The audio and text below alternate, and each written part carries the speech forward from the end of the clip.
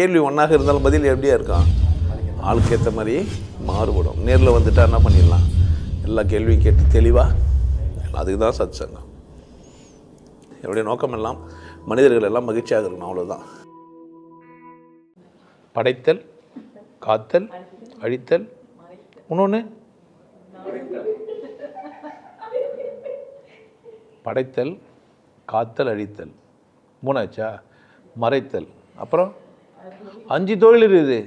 3 தொழில் மேஜர், இன்னும் 2 இருக்குது. கேட்டவருக்கு கேள்வி கேட்க தெரியல, ஏதோ புக்கை படிக்கணும் அதுக்கெலாம். ஆனால் ஆன்மீக புக்குங்கெல்லாம் படிச்சிங்கன்னா சிவனுக்கு 3 தொழில், எக்ஸ்ட்ரா 2 இருக்குது. ஒன்றுன்னா மறைத்தல், ஒன்றுன்னு 5வது தொழில் ஒன்று இருக்குது. ஆக்கல், அழித்தல், காத்தல் 3, அது 3 தான். காடுக்கு ஜென்ரேட், ஆர்கனைஸ், டிஸ்ட்ராய். அவனா 2 தொழில் எக்ஸ்ட்ரா இருக்குது. திருமந்திரம் படிச்சிங்கன்னா தெரிஞ்சிடும். இல்லை அவனா விளக்கு உரை கொடுத்துருந்தானே தெரிஞ்சிடும். தெரியலையா? ஒன்று மறைத்தல், ஒன்றுன்னு உங்கள் போக்கில் விட்டுற. கமெண்ட் எழுதுங்க, கேட்குறவங்க கூட கமெண்ட் எழுதுங்க. வீடியோ வர அதில் போய் என்ன பண்ணுங்க, கமெண்ட் எழுதுங்க. இப்போ கேள்வி என்ன,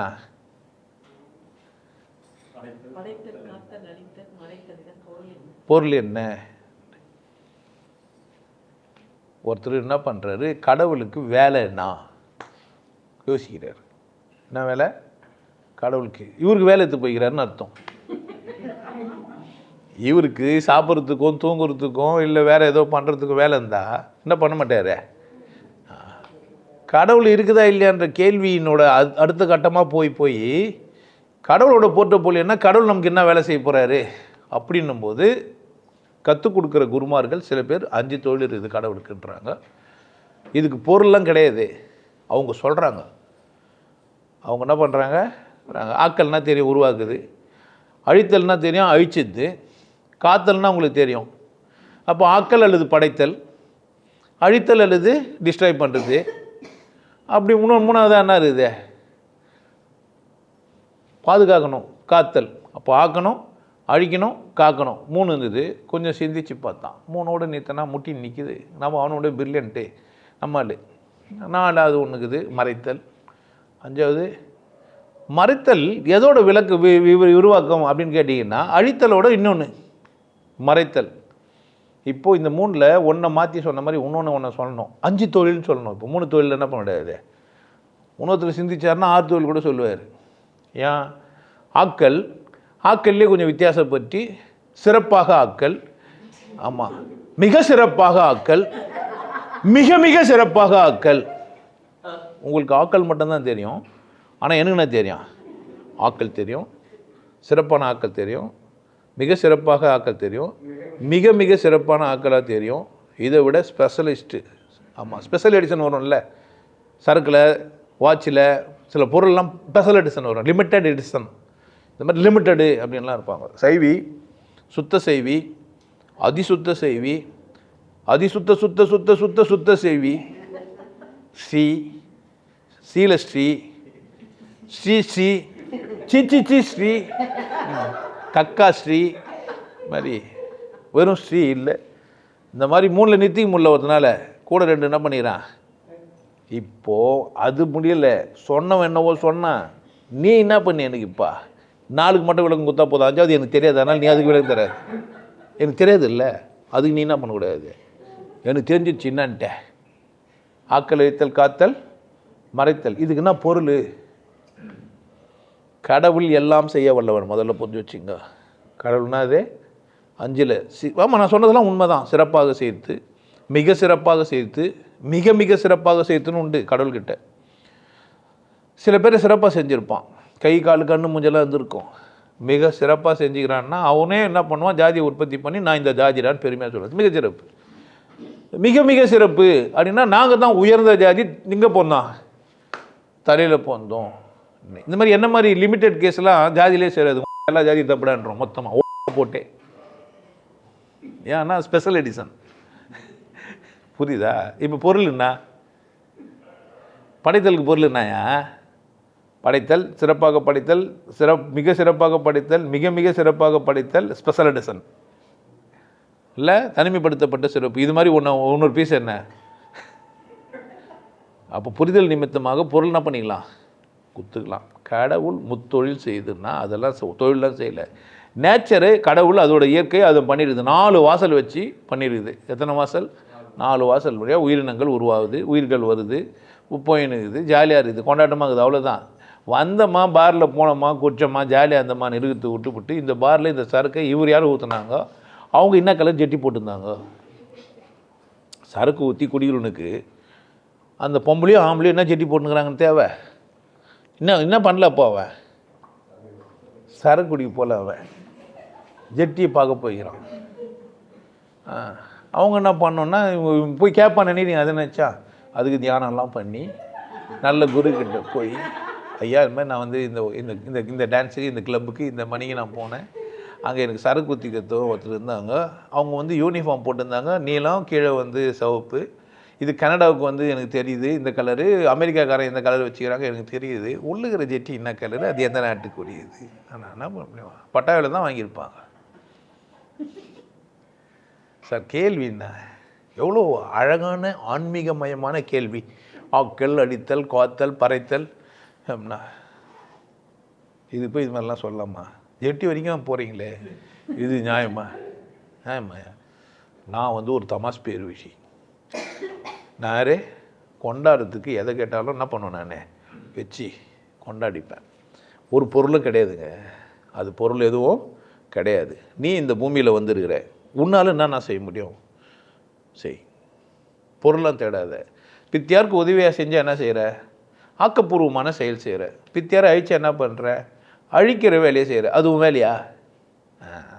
அவர் ஆக்குறாரும் இல்லை, அழிக்கிறாரு. அவர் அழிக்கிறாரு நீ எப்படி சொன்ன? யாரும் சொன்னாங்க. கடவுள் வந்து படைக்கிறாரு, கடவுள் வந்து அழிக்கிறாரு, கடவுள் வந்து பாதுகாக்கிறாரு. வேலையாக இருக்க? சாவடிக்கிறாரா திரும்ப பிறக்க வைக்கிறாரா? சாவடிக்கிறாரா திரும்ப பிறக்க வைக்கிறாரா? மரணம் முடிவா மீண்டும் ஒரு துவக்கமா? தெரியாது உனக்கு. தேவையா? அப்போ கடவுளை ஆராய்ச்சி பண்ணணும் புரிஞ்சுக்காம அவனுக்கு பொருந்த 3 தொழில் செய்கிறாரு, மேஜராக 3 செய்கிறாருன்னா இல்லை கூட சேர்ந்து 2ன்னு ஒருத்தன் பெருமையாக சொல்லணும். நீ நான் 3ன்ற, நான் என்ன சொல்லணும் 5. இப்போ நான் என்ன சொல்லணும்? 1000 சிறப்பு, மிக சிறப்பு, மிக மிக சிறப்பு, ஸ்பெஷல் எடிஷன், தனிச்சிறப்பு சொல்லணுமா இல்லையா? நீங்கள் சொன்ன மாதிரி சொன்னாங்க. ஏன் நான் அறிவாளின்னு எப்படி ப்ரூவ் பண்ணுறது? ஒருத்தன் தட்டி தூக்கிறான் கலாச்சாரத்தில் அப்படின்ட்டு. ஒரு பொம்மை வச்சுக்கிறான். என்ன பொம்மைடான்னா சிவன் பொம்மை அப்படின்னா. சிவனுக்கு இன்னொரு பேரை வச்சான். என்னன்னா ஆதியோகி. சிவன் தான் இந்த உலகத்தில் ஆதியோகின்னா. இப்போ நான் சூனியன் ஒன்று அவன் காதில் போய் கேட்டுச்சு. என்னன்ட்டு இப்போ சிவன் அப்படின்னா சிவன்னா அது ஒன்றுமற்றது, அப்போ தான் எல்லையற்று இருக்க முடியும்னு அவனே சொல்கிறான். அவன் கண்டுபிடிச்ச மாதிரி இப்போ எதனா அந்த எல்லை பத்திர மாதிரி ஆகிடும். அதனால் என்ன சொல்லக்கூடாது, அப்படி சொல்லக்கூடாது. அப்புறமா நீங்கள் என்ன கேட்கக்கூடாது. தள்ள நிலா வச்சுன்னு பூ வச்சுன்னு ஒருத்தன் உட்காந்துக்கிறேனே என்னான்ட்டு. உட்காந்துக்கிறேன் அந்த முண்டை வெட்டி வச்சுக்கிறேனே சொல்லிடுறேன் நான். அதில் முண்டத்தை வெட்டி வச்சுக்குது நாய் சொல்லுது. இப்போ என்ன சொல்லுது? இது யாரோ தெரியாது. யார்? முதல்ல தியானம் பண்ணவனாக இருப்பான், அவனுக்கு பேர் ஆதியோகின்னா. இப்போ ஆதியோகி கல்யாணம் ஆகி பார்வதின்னு பெற்றுக்கிறாங்க. பொண்டாட்டி 2 பெற்றுக்கிறாங்க. ஒன்று அழுக்கு தட்டி முருகனை பெற்றுக்கிறாங்க. இன்னொருத்த என்ன பண்ணிக்கிறாங்க? இரவு வாங்கிக்கிறாங்க. யாரோ 6 பொம்பளை கிட்ட அமைச்சிட்டு விட்டு தெளிச்சிட்டு இருக்கிறான் தலைவன். 6 குழந்தை போந்தது. எல்லாத்தையும் ஒன்றா அமுக்கி என்ன பண்ணிக்கிறாங்க இப்போ? ஆமாம், இப்போ பார்வதி கிட்ட கொடுத்துட்டுருக்குறாங்க, தூக்கி வச்சுக்கிறாங்க. இதுக்கு விளக்கம் தருவானா? தேவையில்லாத பொருள் தேடாதீங்க. இந்த உலகம் எப்படி செஞ்சுனுக்குதுன்னு கேட்டிங்கன்னா, நீ பிரில்லியன்ட்னா உன்னை விட நான் யார்? பிரில்லியன்ட். வியாபாரம், அறிவு வியாபாரம் செஞ்சுக்கிறாங்க. நான் அறிவு வியாபாரி இல்லை. முதல்ல அதை புரிஞ்சு வச்சுக்கணும். கடவுள் வியாபாரி நான் இல்லை. கடவுள் சூன்யம், நான் தெளிவாக சொல்லிட்டேன். அது இல்லை. கடவுளை அடைவதற்கான பயிற்சிக்கான வியாபாரி நான். 1. வாழ்க்கை வியாபாரி நான் இல்லை. வாழ்கிறதுக்கான கற்றுக் கொடுக்குறது இல்லை. இப்படி வாழு, இப்படி புரிஞ்சுக்கோ, இப்படி பாரு, ஏன்னா உனக்கு பார்க்க தெரில, இப்படி பாரு. இந்த வியாபாரி நான். அப்போ கற்றுக் கொடுத்தல் எங்கே நடக்குது? நான் எப்படி கற்றுக் கொடுக்குறேன்னா, உன் பள்ளிக்கூடங்களில், உன் கல்லூரியில், இல்லை நீ படித்த புத்தகங்களில் உனக்கு புரிஞ்சிக்க முடியாத விஷயத்த நீ இப்படி புரிஞ்சுக்கணும்னு சொல்லி கொடுத்த விஷயத்த மாத்திரம். அவ்வளோதான். நல்லா இரு, கொண்டாட்டமாக இரு, அப்புறம் மனிதர்களாக பாரு. எல்லோரும் கூட வருவாடு. இது கிறிஸ்துவர், இஸ்லாமியர், இந்துக்கள்லாம் கிடையாது. அவர் மனுஷன். அவர் யார்? மனுஷன். அவனுக்கு என்னவோ பிடிக்குது மாட்டிக்கிறதுக்கு. அதை தான் நான் தப்புன்னு சொன்னோன்னே அவன் வேறு மாதிரி வெறியாயிட்டான். நீ இங்கே பிறந்த அதனால தான் நீ அப்படி பார்க்குற, இங்கே பிறந்து இப்படி தான் பார்க்குற, அவன் எதிர பார்க்குற, உங்களுக்குள்ளே சண்டை போடுற கிடையவே கிடையாது. சண்டை இல்லாமல் அவருக்கு பேசினேன். அவன் சண்டை போடுறதுக்கு பேசுகிறேன்னு நினச்சிக்கிறான். புரியுதா? அப்போது பிரில்லியன்ஸை ப்ரூவ் பண்ணுறதுக்காக இந்த புக்குங்க நிறைய பேசியிருக்கோம். என் குரு சிவவாக்கியர்னு நான் சொல்கிறேன். ஏன் திருமலையில் சொல்கிறேன்? 9 தந்திரம் சொல்லிடுறாரு, 3000 பாட்டு படிக்கிறார். இல்லை ஏன் சொல்ல? பிரில்லியன்ஸ் இருக்குது அதில். நிறைவு அத்தனுக்கு நிறைவை சொல்லணும். நாங்கள் போனோம், ஒரு 5 பேர் இருந்தோம், 8 பேர் கொண்ட குழு, நாங்கள் படிக்க போனோம். அவர் மேலேருந்து வந்தார், நந்தி தெளிவாக சொல்லிடுறான்.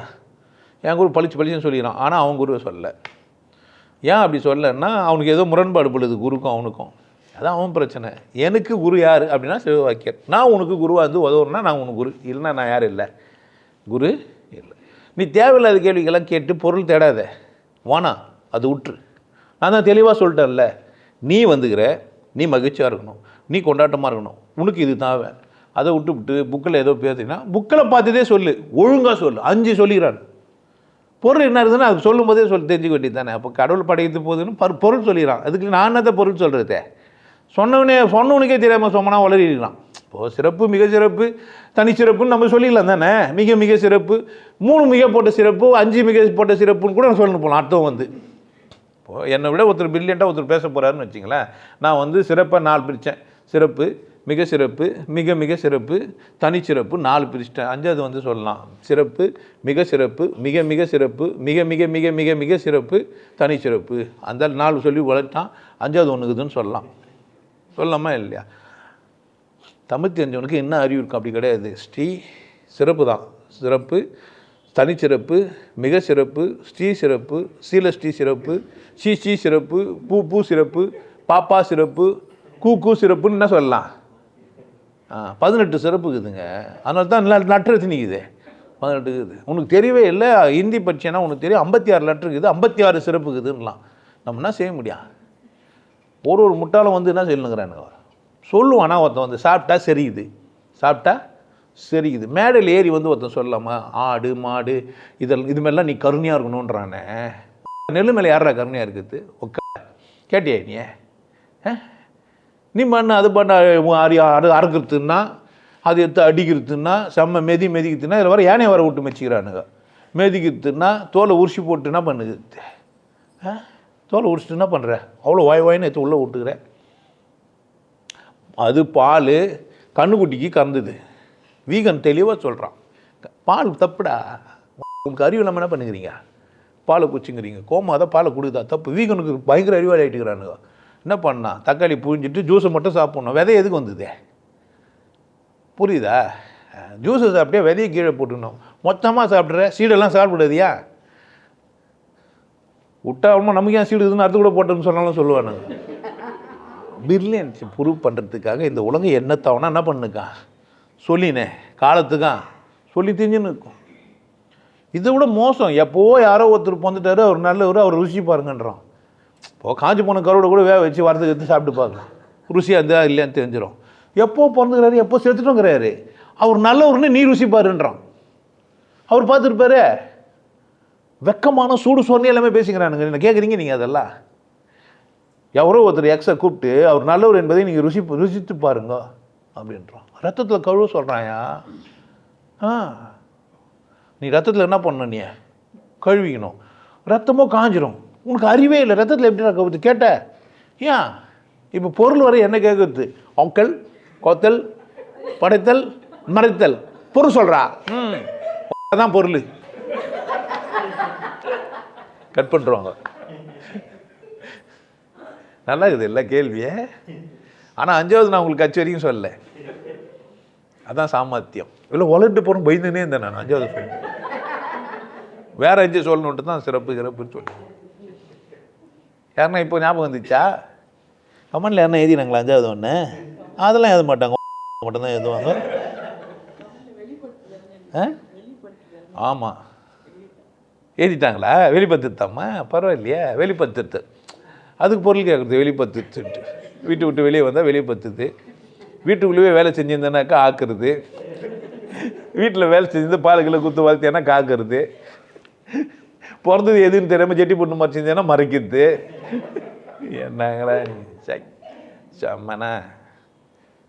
ஒழுங்காக படிக்கணும். புக்கெல்லாம் படித்து குழப்பிக்காதீங்க. நான் அந்த மாதிரிலாம் குழப்பம் வரக்கூடாது தான். 3 தாங்க இதுன்ற உடம்பு, உயிர், மனம் 3 தான், வேறெல்லாம் இல்லை. ஆத்மா ஆத்மா எதுக்கு ஆத்மான்னுங்கிற? ஆத்மாவை உணரணும். எங்கடிக்குது இது ஆத்மா? ஆத்மான்னு நாங்கள்லாம் ஆத்ம விசாரம் செஞ்சவங்க. என்னத்தை செஞ்சீங்க ஆத்ம விசாரம்? இல்லை கலர் ட்ரெஸ்ஸை போட்டுன்னு உட்காந்துக்கிட்டு முக்காடு போட்டு திரித்து கறிமீன் சாப்பிட மாட்டேன்னு எவனோ சொன்னதெல்லாம் செஞ்சுன்னுக்குது. இது பேர்லாம் வாழ்க்கையா? அடுத்தவொன்னே குற்ற உணர்வுல தள்ளுறது, வாழை வெட்டியாக ஆக்குறது, இதெல்லாம் மனுஷனுக்கு அழகா? கேடு கட்ட உலகம் இது. உங்களுக்கு புரியுதா என்ன செய்கிறானுங்கன்ட்டு? நம்மளாம் மாட்டிக்காதீங்க. உங்களுக்கு எல்லாருக்கும் ஒரு விஷயம் சொல்கிறேன். ஆனந்த வாழ்வு அப்படின்ற ஒரு கோர்ஸ் யூடியூப்பில் போட்டு வச்சு, ஹாப்பி லைஃப் கோர்ஸ். நீங்கள் மெம்பர் ஆனீங்கன்னா அந்த ஆனந்த வாழ்வு கோர்ஸை நேரடியாக நீங்கள் யூடியூப்பில் பார்க்கலாம். கட்டிட்டு நீங்கள் ஃபேமிலியாக டிவியில் போட்டுனா பண்ணலாம். எல்லாரும் ஃபேமிலியாக போட்டு பார்க்கலாம். ஒருத்தர் தான் சப்ஸ்கிரைப் பண்ணீங்க, 5 பேர் 6 பேர் என்ன பண்ணலாம்? நீங்கள் அதை பார்க்கலாம். வாய்ப்பு பயன்படுத்திக்க பாருங்க. நல்லா இருங்க, சிறப்பாக இருங்க, கொண்டாட்டமாக இருங்க. உங்களை நீங்கள் மதிப்பு மிகுந்தவராக மாற்றுறது உங்கள் கையில் தான் இருக்குது. நல்லா இருங்க. நான் ஒரு வாய்ப்பு என்னை பயன்படுத்திக்கலாம். நல்லது.